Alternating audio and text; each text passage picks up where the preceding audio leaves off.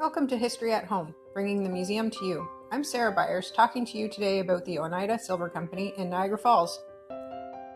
The Oneida Company began as a religious and social society. In 1848, John Noyes developed a theology of perfectionism. There were two basic values, self-perfection and communalism. Property and work were to be shared so that the interests of one were the interests of the whole group.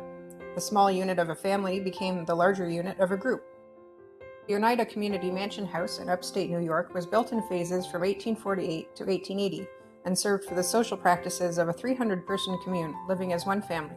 They began canning fruit and vegetables for market. They became skilled in the manufacture of chains and traps, eventually learning how to make knives, forks, and spoons.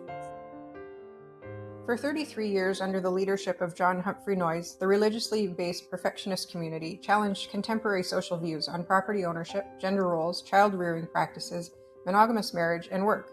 From their insistence on lifelong learning and the realization of self in advancing the good of the whole, they developed a work ethic and industriousness so strong it developed into one of the most impressive manufacturing companies of the 20th century.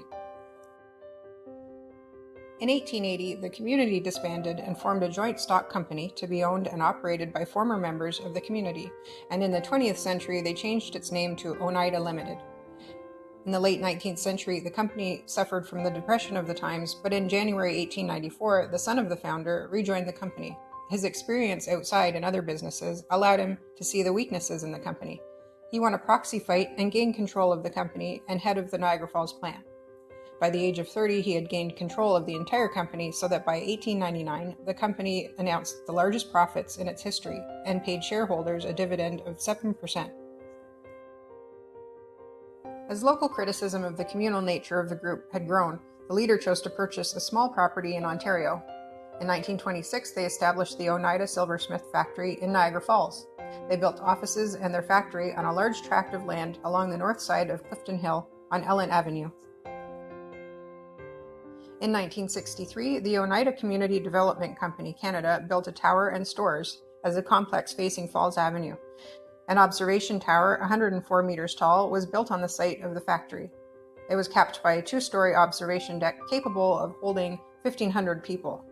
A two-story commercial plaza was also built at its base. In 1974, the Oneida Tower became known as the Niagara Tower and Plaza Limited. In 1985, this tower would become the centerpiece of the Maple Leaf Village shopping complex, under the name of Kodak Tower. Thank you for joining me for today's History at Home. I'm Sarah Byers.